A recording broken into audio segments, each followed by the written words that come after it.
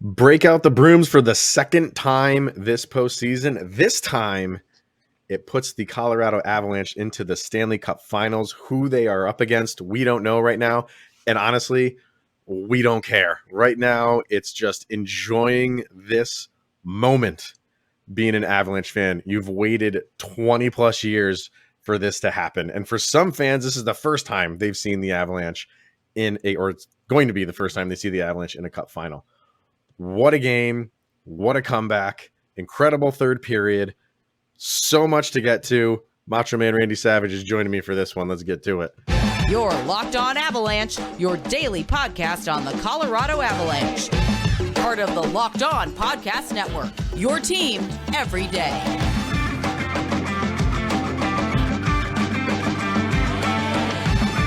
I don't know if I'm getting sick or if I lost my voice or it's a combination of the two, but nothing is keeping me from doing this episode.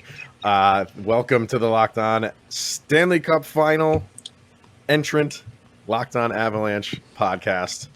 Thank you for making this your first listen of the day. Always appreciated. Follow the show on social media outlets, LOPN_Avalanche on Twitter, Locked On Avalanche Instagram. Questions, comments, concerns, excitement to lockedonavalanche@gmail.com, and follow us on our YouTube channel over on YouTube. Hit subscribe, get notified when a new show goes live. Kyle, this is a long time coming for Avalanche fans, and it's not done. You know what I mean? Like, I don't want to be that guy where it's like, well, you know, the mission is not over. Clearly it's not, but you have to celebrate this moment. Yeah. You know what I mean? Like, you have to celebrate the achievement of going to a Stanley Cup final. And now you can rest because who knows how long the Eastern Conference Finals is going to go. Who knows what's going to go on with Nazem Kadri. Maybe if the Stanley Cup Finals goes long, he'll maybe come in towards the end of it. Who the heck knows? We're not even thinking about that stuff right now. Here and now, it's the Colorado Avalanche pulled off an incredible feat, not only in the comeback, but 2 sweeps during this Stanley Cup postseason. This team is on a mission, man. Yeah. And I don't know who can stop them. And it's that perfect bow on the story, like how they started the season, the COVID shutdowns, the Olympics being pulled out from underneath them, the injuries, the highs, the lows, being with Nathan MacKinnon without. Gabe Landeskog, you lost him for a little bit. Darcy Kemper, Pavel Francouz. Now we don't have Nas. Rally around Nas. Stand with Nas. Sweeping the Predators and the Edmonton Oilers in the playoffs, becoming Western Conference champions.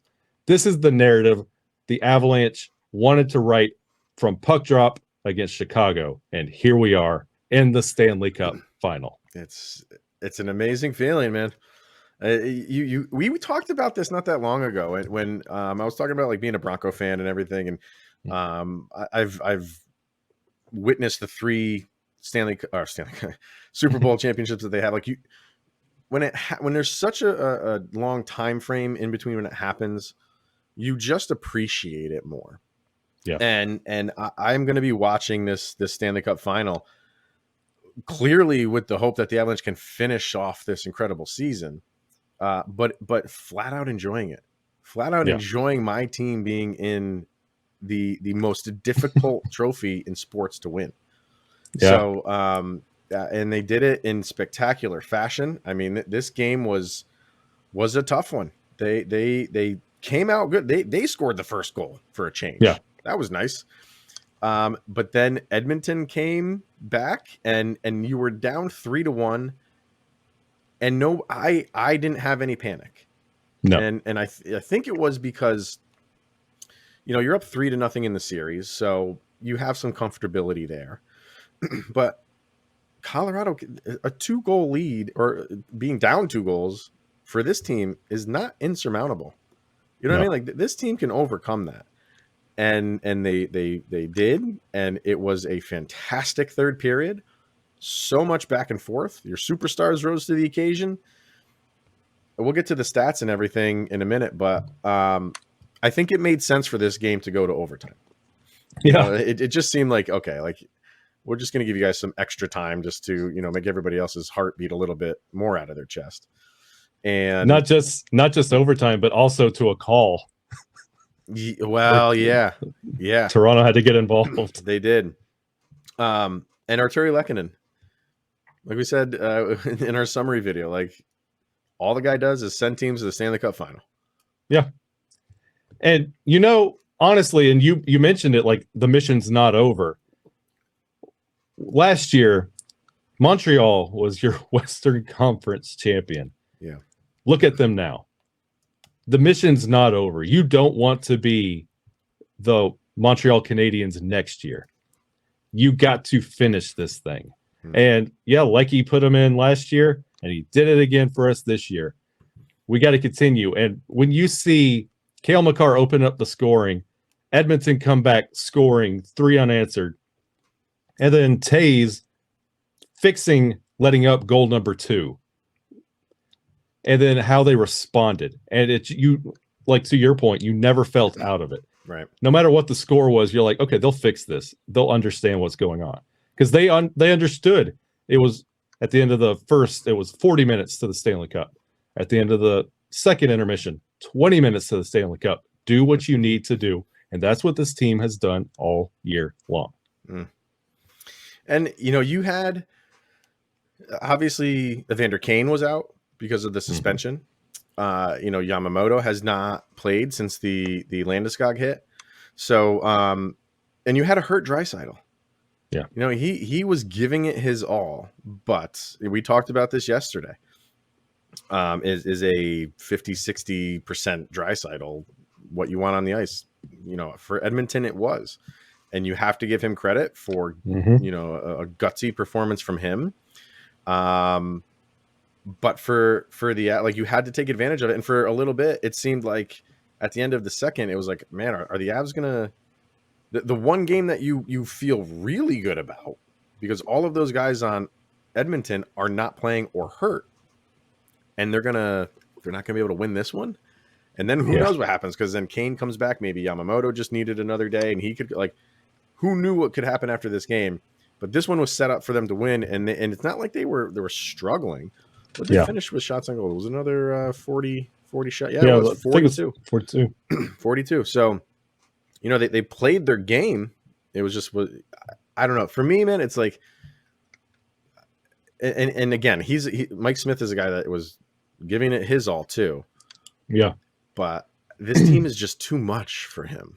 It's like there's too much offensive powerhouses on this team for him to carry Edmonton to 4 wins again. That's a big ask. Yeah.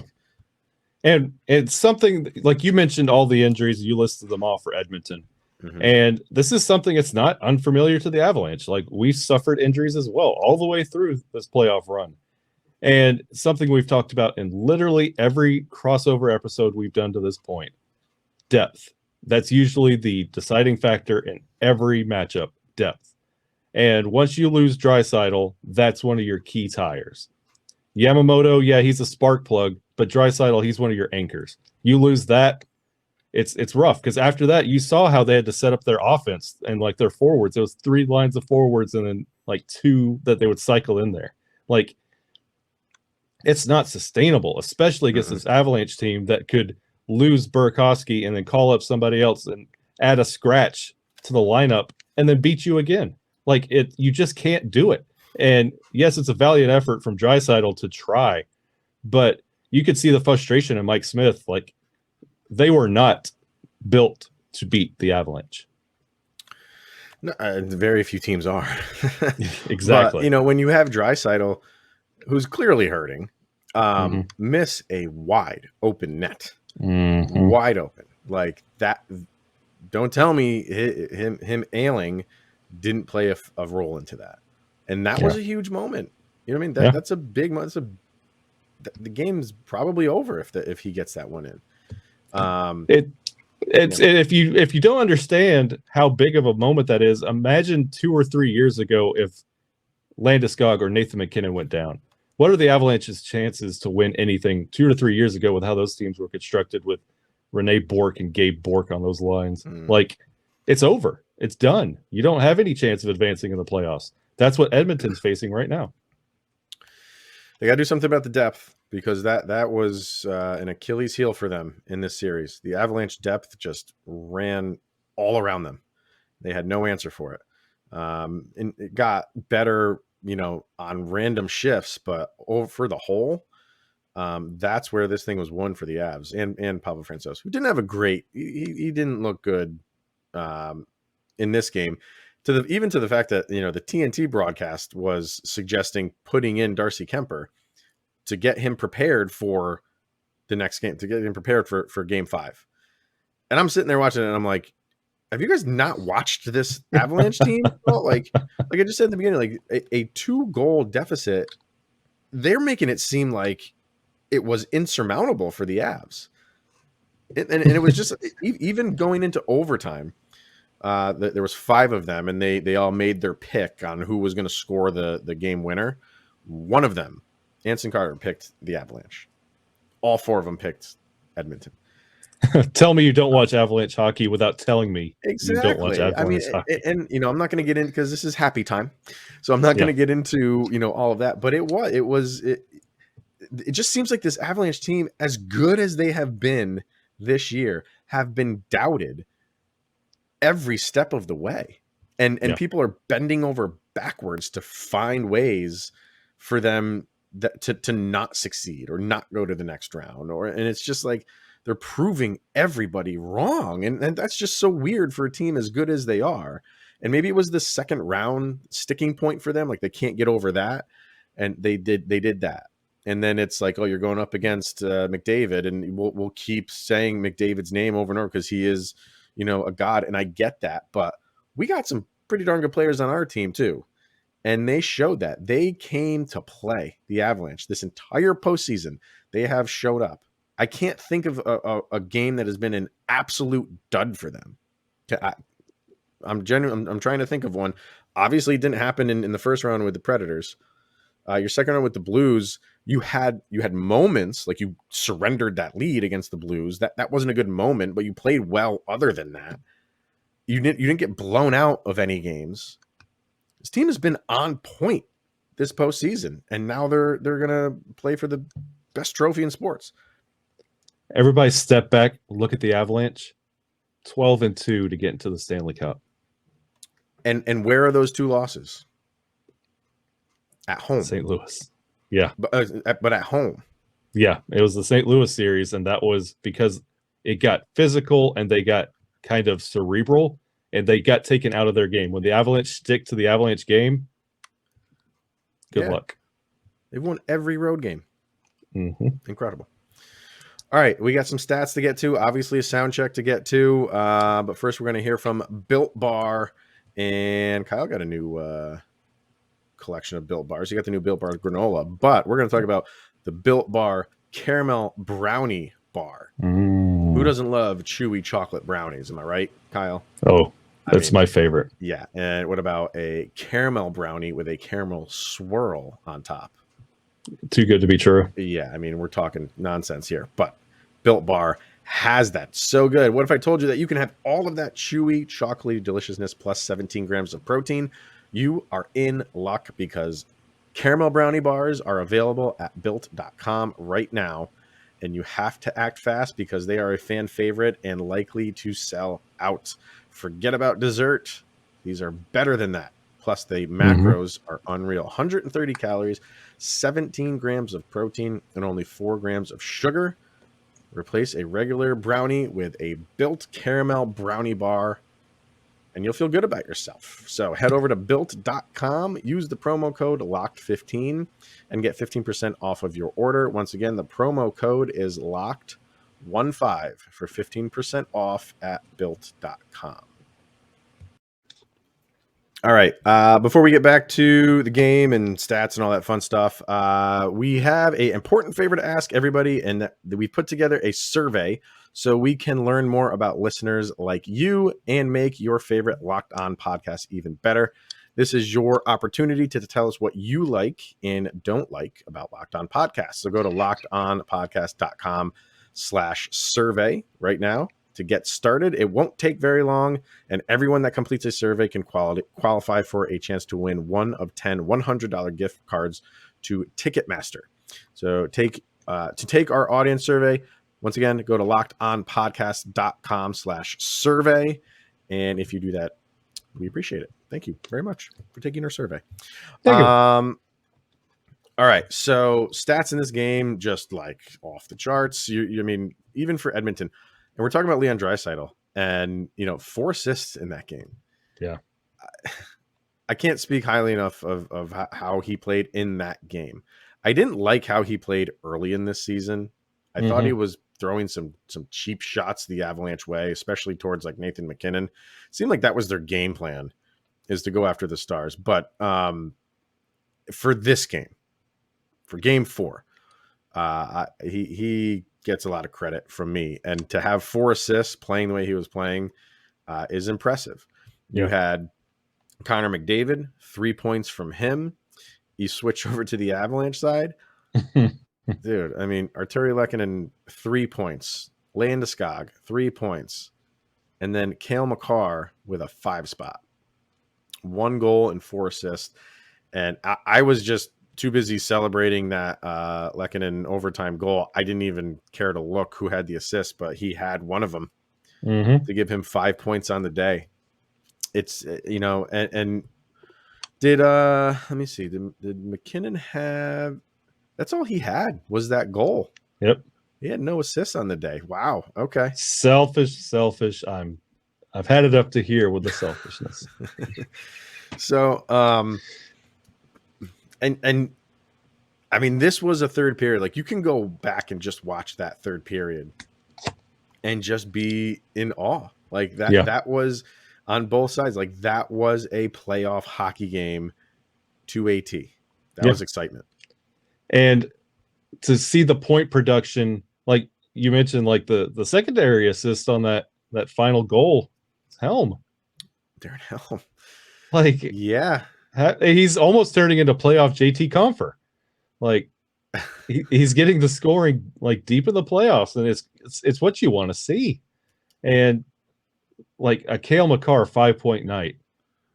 If I told you, hey, Cale Makar had 5 points and you didn't watch the game for some godforsaken reason and you didn't get to see the game, and I told you Cale had 5 points, you know the result. Mm-hmm. And for, a series where we've been touting like the depth for the Avalanche, they still played very well. But this was a game where they were not getting on the stat sheet, but I thought Cogliano played a very good game. Like, guys, he played a very good game. JT Compher still played a good game. LOC was very noticeable. Yeah, and like they're getting in the shooting lanes, and like they were sacrificing everything. You could tell this team wanted it. That's no secret. You play this game for moments like these, but they were taking shots off their hands, off their fingers. Like it was just, that's what you want in your depth. You got it all from your depth players in this series. You got scoring, and you got great defense. You're gonna get hustle. It was great. And for all of those naysayers saying, "Where's Mikko Rantanen? Why is Mikko Rantanen not scoring?" He scored in every one of these. He scored a goal in every one of the games this series against Edmonton. That's 4 in a row. I think that's a good thing. Well, yeah.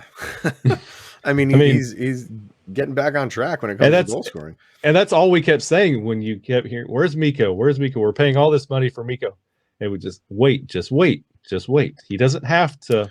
Well, I mean, overperform this, and you mentioned it about how we were saying the same thing for Nathan MacKinnon during the regular season. Yep. When he was just an assist machine, and we were like, the goals will come. And you were more patient than I was. Like you were saying, like, give Mikko some time, and I'm like, no, this is the playoffs. We don't have time. And that still holds true. But what you said holds true as well. That he's finally coming around, and he's getting goals. And now we're definitely going to need him if we don't have Nazem Kadri. Yeah, and I prefaced all that and that philosophy behind that because you're not seeing him go out there and struggle to score like Berkey did every time. He kept trying and go wide left, up, right, under the ice. He would just not hit the net. Like, you could see Mikko's effort, but it's not into, I have to score here. he's wanting to facilitate. You could see if you're just isolating Mikko in every play, you're seeing he's facilitating. He doesn't need to score the goal. And now he's scoring the goals because everybody else that he's been facilitating to, they're game planning on that. And he's like, well, if you're taking care of that, I'll take care of this. Everybody's playing checkers, and Mikko Rantanen is playing chess. Yeah. You have to feel good about how he is playing going into the Cup Finals, which the Avs are going to have a nice little rest here. You know what I mean? So, yeah, I mean, just like after round one, what was it? 8 days, I think, after round one. And it's not like they had anybody beat up, but I'm sure there's some bruises and stuff like that. And for any series, you're going to have that after the Predator series I'm talking about. After this one, I mean, now you have injuries. Like, know you have injuries. Gabe Landeskog took a few hits in that game that he's probably going to wake up tomorrow morning not feeling so great. And he took what you're wanting to say something about that. Go ahead. Yeah, not just like Gabe Landeskog, but you have enough time to fit Darcy Kemper for some Horace Grants to put under his goalie mask. Like those rec specs. The rec specs. And yeah. Like the team's beat up. Like everybody's talking, oh, there's all this time, but like you saw Naz's comment that you shared from the show's page, like that's still waiting out there. Like you never know what could happen, and this team needs the rest. Like after an extremely physical series with St. Louis, and then battling with honestly the Western Conference best in Edmonton, let them rest and heal. They need it. They do. Like I said, Landeskog took that one hit that was right at that where the curved glass. That hit with where he kind of went into the boards with Cassian, who turned around and jumped on top of him. Yeah, you can clearly see the guy's hurting, and you're still going to jump on top of him. What an idiot move that! I bet he felt real good about himself. I mean, I don't think he cares. So you have that. You have Kemper was good enough to be a backup today, so he should be ready for game one. There's a question for you. I mean, who's taking game one? Who's starting game one? I would say keep going with Frankie. I say this because Darcy Kemper, yes, he's skating. That means nothing. You don't know how he's tracking the puck, how he's seeing the puck. He played a half a game, and everybody thought he was perfectly fine. And he said, by the way, I can't see. Like, you still haven't heard how he could see things. He's skating, and he's with the team, and he was in the backup position. But you still don't know if that's 100% yet. So I would still ride Frankie until Darcy Kemper can read the third level sponsorships. Yeah, but that's nothing practice you can't gauge from practice. Like they can throw everything at him at practice.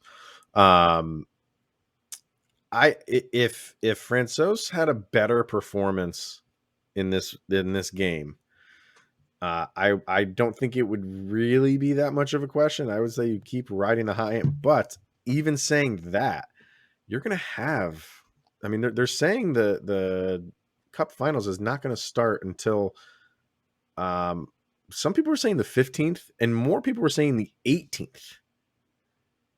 So it's 11 days if it's the 18th. Do we have to start rooting for the Rangers? I don't think it matters. I think if the Rangers win the next two games, I still think like they are setting it at a specific time. Can we play this on a neutral site on an aircraft carrier? Can we get this going already? Let's go back to Tahoe. On the lake? Yeah. You crushed my dreams. So I don't know. Like that's a lot of time off for anybody. And for your backup goalie, like those, especially like goalies, like they ride hot hands, you know what I mean? And sitting for that long, I don't know. And I there are some shots that he just absolutely should have made in that game. Absolutely should have made. No traffic in front of him, and you know, some of them were goal scorers shots and goals, but the way that he has been playing, he stopped those shots in the previous two games, and he wasn't in this one.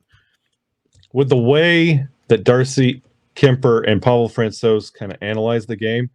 You just talked about how long it's going to be before game one.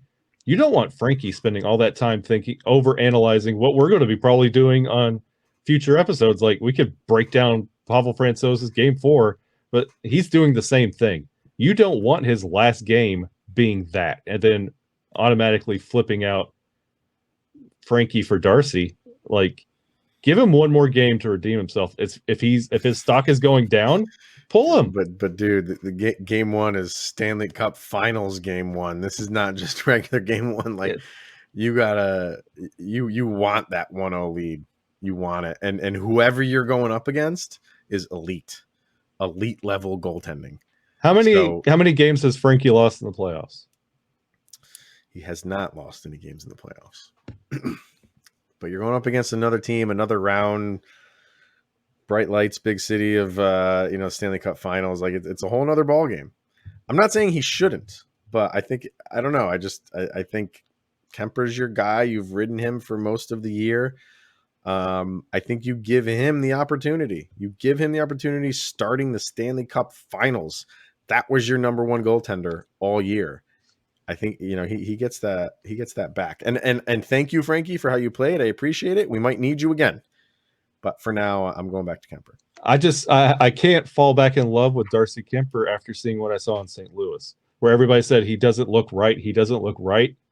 I don't want to be wrong in giving him the start back. Like, Frankie looks okay. He still hasn't lost us the game. The team's rallied around Pavel Francouz.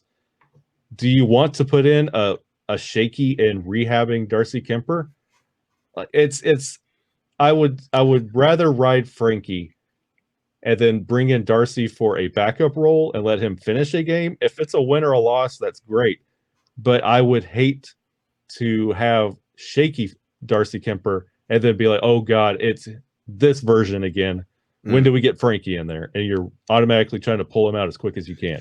Well, I mean, we're saying, like, we wouldn't want a shaky Darcy Kemper, and that's true. But I the Avs team and the medical staff know if he's going to be shaky or not. So I kind of feel like if Jared Bednar is comfortable that he is 100%, I just kind of feel like that's who he's going to go with. I do, and knowing that, hey, it's a good plan B option to have Pavel Francouz. He's proven that he can win games for us. Yeah. So I guess the right thing here is, like, right now, there's no really wrong answer. No, there's not. You know what I mean? Like, if you got Darcy Kemper in there, you're like, okay, fine. Like, you've shown what you can do during the regular season. You have to get back to that. And if he doesn't, Pavel Francouz has shown that he can go in a playoff series and win you games. So how awesome is it that we get to fight about what goalie we want in the Stanley Cup Final? Yeah, you can make a case for both of them. So what a good problem to have. Right. All right, let's get to our sound check for the day. I'm half thinking about doing a sound check every single day until we get to game 1. Every single show about how we're just feeling. I don't know. Maybe we probably could. We could. But at least for this one, if you are new to the show, after every game, win or lose, Kyle and I pick one song that we feel best summarizes the most recent game. You can find those songs over on the LOPN Soundcheck playlist over on Spotify. Just search for that and follow along. And those songs get added to I think it's up to like 9 hours now, the playlist. So such a good playlist. I listen to it all the time. Oh, it's awesome. No skipping included. All right. So what do you got for this one, sir? Well, I hate to break this to you. And especially the listeners listening on audio, I've been dressed as Macho Man Randy Savage this entire episode. I know this is news to everyone. Yeah. The Avalanche are in savage mode. Like, they have gone to a whole nother level. We swept the Edmonton Oilers. We went in there in the Western Conference. We're the cream of the crop. Oh yeah. So my sound check is the theme song for Macho Man Randy Savage, my idol, Pomp and Circumstance. If you don't know the song, if you've graduated, You've heard the song as you walked out of there. That's our song because the Avalanche are in savage mode and we are walking in the danger zone. Is that a Slim Jim you have? Is that? He's the snap into a Slim Jim. I didn't know. Is that? But does it have him on? It does. It does. So indeed. is that? Wait a minute. But is that an old Slim Jim that you've just never opened because it's? Oh on, no. Are they still he is selling? forever immortalized on Slim Jim. Really? And is he still alive, or did he pass away? He passed away. Had a heart issue a couple years ago. That's right. Yes. And what about Miss Elizabeth? Didn't she pass away too? Passed away before he did. Before he did, yeah. Man. Yeah. What a legend. Bonesaw in the first Spider-Man movie. That's right. He was. Yes. Yeah, he didn't do steroids. Bonesaw is ready. All right. For me, like I said in the beginning, like you have to embrace this moment and not just say like, well, the mission's not done. I get that. You have to be excited about this.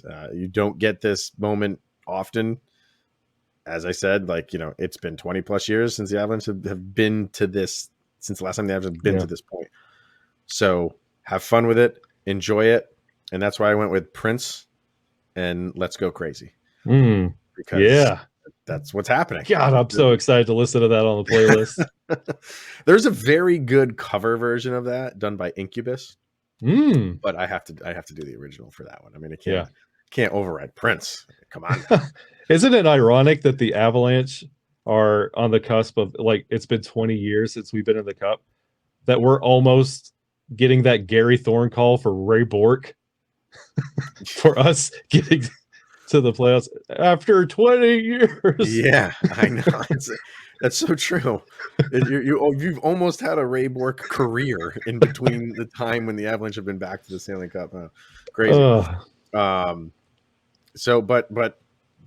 The Avalanche didn't. They semi-touched the. I saw that Western Conference trophy.